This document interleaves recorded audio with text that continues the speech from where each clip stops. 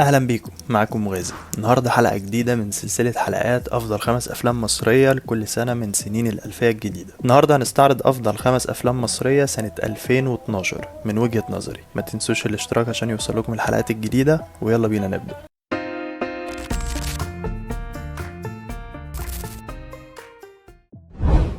الفيلم الأول معانا فيلم الخروج للنهار، فيلم من تأليف وإخراج هالة لطفي وبطولة دنيا ماهر وسلمى النجار. في أفلام كده مش معمولة عشان تحكي قصة، لكن عشان تحس بيها وبس. الخروج للنهار من النوع ده. الفيلم بيبدأ بيوم عادي جدا في بيت بسيط، أم وبنت بيعيشوا مع أب مشلول ونايم على سريره بعد جلطة قلبية. اليوم بيبدأ بتغيير حفاضة ودهن ظهر وتحضير فطار، والحياة ماشية بس من غير روح. الكاميرا بتمشي بهدوء كأنها بتتنفس مع الشخصيات. مفيش موسيقى، مفيش حبكة درامية تقليدية، لكن في واقع تقيل ومتكرر ومؤلم. سعاد البنت محبوسة في بيتها شبه سجينة، وبتحاول تكسر الدايرة وتخرج وتتنفس وتروح تزور صاحبة أو حبيب قديم، بس دايما بتقابلها الأبواب المغلقة. الفيلم نصه الأول تقريبا جوه الشقة، ونصه التاني بيخرج بره، لكن من غير ما يتغير كتير. الوحدة لسه موجودة، واليأس أهدى بس أعمق. بتبات ليلة في الشارع وبتحاول تفهم وتهرب، بس ترجع والأب في المستشفى، والأم بتحضر الفطار كأن كل حاجة عادية. الاسم الخروج للنهار متاخد من كتاب الموت عند المصريين القدماء،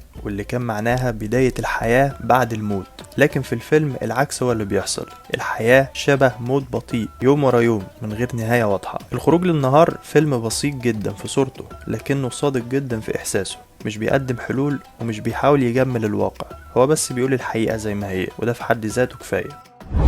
الفيلم التاني معانا فيلم مصور قتيل، اتعرض يوم 5 ديسمبر سنة 2012. هو فيلم درامي نفسي من إخراج كريم العدل وتأليف عمرو سلامة، بطولة إياد نصار. بيحكي عن مصور صحفي اسمه أحمد، موهوب وناجح في شغله، لكن جواه اضطراب واضح. الفيلم بيبدأ بجريمة قتل، وكل الصحفيين يروحوا يغطوها إلا أحمد اللي قرر يروح يصور حادثة تانية. من هنا الفيلم بيبدأ يدخلنا جوه عالم الشخصية، مش بس من خلال الأحداث، لكن من خلال طريقة السرد اللي بتتنقل بين الماضي والحاضر، بين الواقع والتخيل، ومن غير فواصل واضحة. وده بيعكس الحالة النفسية للبطل. نعرف ان احمد فقد مراته مريم، والخسارة دي خلت حياته تقف، ويسيب شغله ويبدأ يشتغل على مشروع شخصي، كتاب اسمه صور حقيقية، يجمع فيه 300 صورة من الحياة من غير تعديل او تزييف، لكن لسه في صورة واحدة ناقصة. وهنا بيظهر عنصر الخيال. احمد بيشتري كاميرا غريبة من راجل عشوائي في المترو، وبيقول انها قديمة من ايام الخديوي اسماعيل. المفاجأة ان الكاميرا بتصور المستقبل، بيصور مكان وبعد وقت قصير بيحصل فيه جريمة حقيقية. بيحاول يربط اللي بيحصل ده كله مع بعض. الفيلم بيركز على سؤال مهم: لما تبقى شايف قدامك خطر، هل من حقك تتصرف قبله؟ هل من حقك تكون القاضي والمنفذ في نفس الوقت؟ وامتى ممكن يتحول الشخص الضحية الى مجرم من غير ما ياخد باله؟ اياد نصار في اول بطولة ليه قدم اداء هادي لكن مليان توتر داخلي.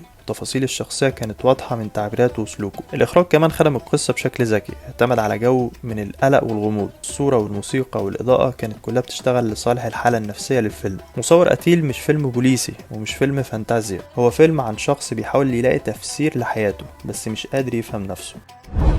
الفيلم الثالث فيلم المصلحة، اتعرض يوم 16 مايو سنة 2012. الفيلم من إخراج ساندرا نشأت وكتابة وائل عبد الله، بطولة 2 من نجوم الصف الأول، أحمد السقا وأحمد عز.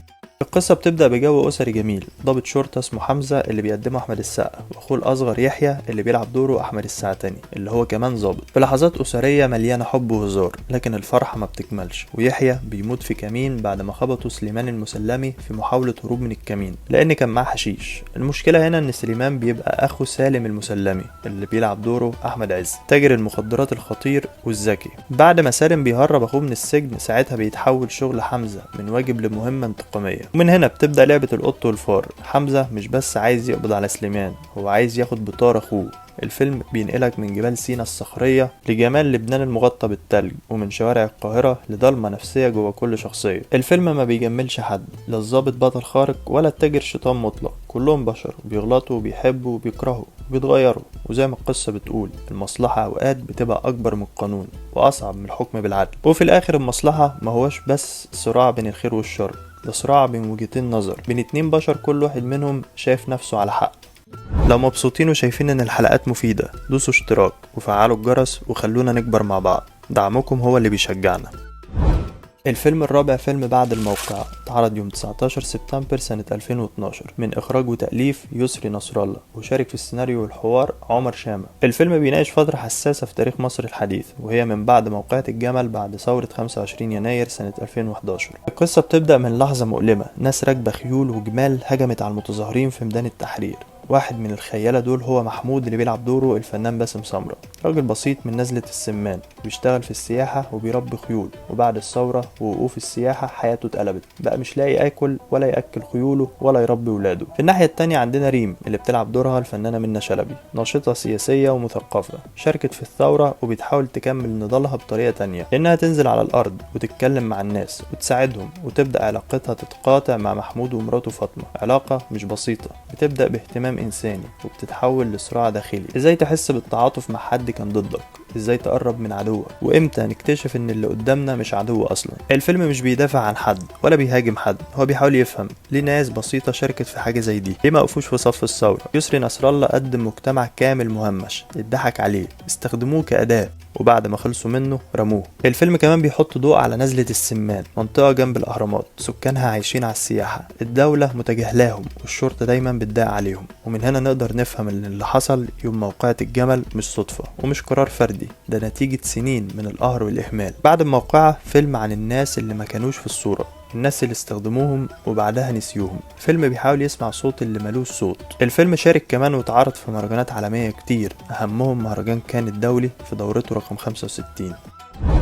الفيلم الخامس وأفضل فيلم في رأيي سنة 2012 فيلم ساعة ونص، إخراج المخرج وائل إحسان وتأليف الكاتب أحمد عبد الله. فيلم ساعة ونص مش بيحكي بس عن حادثة قطر، لكنه بيحكي عن مصر كلها جوه القطر ده، عن بلد ناسها مسحوقة تحت ضغط الفقر والظلم والتهميش، وكل شخصية فيه بتمثل حكاية من حكايات البؤس اللي بنشوفها حوالينا كل يوم. السيناريو مبني على حادثة قطر العياط الشهيرة، لكن من غير ما يدخل في تفاصيلها الحقيقية. أحمد عبد الله خد فكرة انقلاب القطر وبنى حواليها عالم مليان شخصيات بتكافح وبتحلم وبتنهار. من أول مشهد لآخر لحظة الفيلم ما بيحكمش على شخصياته، بل بالعكس بيخلي الجمهور يتعاطف حتى مع الغلطان فيهم. هنشوف ماجد الكدواني في دور شاويش غلبان بينقل شاب بتهمة قبلة لحبيبته في الشارع، فتحي عبد الوهاب عامل دور صعيدي باع أرضه عشان يفتح عيادة لحبيبته الطبيبة بس بيشتغل عندها تمرجي. كريمة مختار ابنها رماها وكتب لها ورقة عشان تروح دار المسنين. محمود الجندي ومراته مستنين ابنهم اللي راجع من ليبيا وبيكذب عليهم. سوسن بدر وبنتها بيسافروا عشان ياخدوا معاش الأب. سمية الخشاب الست اللي مش قادرة تجيب طفل يخليها أحمد بدير خفير محطة القطر عنده مشاكله الخاصة